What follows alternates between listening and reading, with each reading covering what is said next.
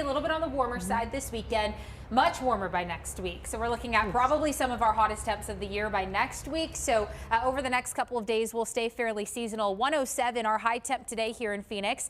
Average is 105. So yeah, we're pretty close to that average. We're sitting at 104 outside right now. So if you're heading out for any Friday evening plans, definitely on the warm side. Even for tomorrow, maybe you are doing a pool day.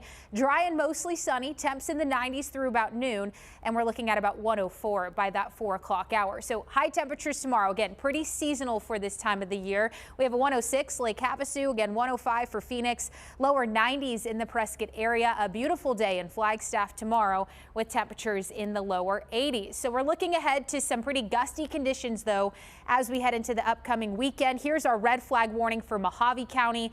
That is still in effect today. That will let up tonight, but now we shift our focus to eastern Arizona. Red flag warning in effect. This will take in effect tomorrow. So we are looking at gusty conditions. Relative humidity is super low, 5 to 10%. So if a fire were to spark, it could spread pretty quickly. That's why they put those into effect. So for eastern Arizona, windy conditions tomorrow, gusts to about 35, maybe even 40 miles an hour. All right, let's get you out to Father's Day. If you do have any plans this upcoming Sunday, look at these temperatures. Not too bad at 8 a.m. By noon, we're in the upper 90s, and then we'll warm things up 4 p.m. 105. And here's what we're looking ahead to as we head into next week. Much warmer temperatures.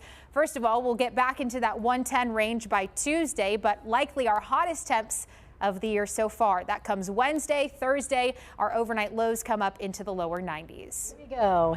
Holly, thank you.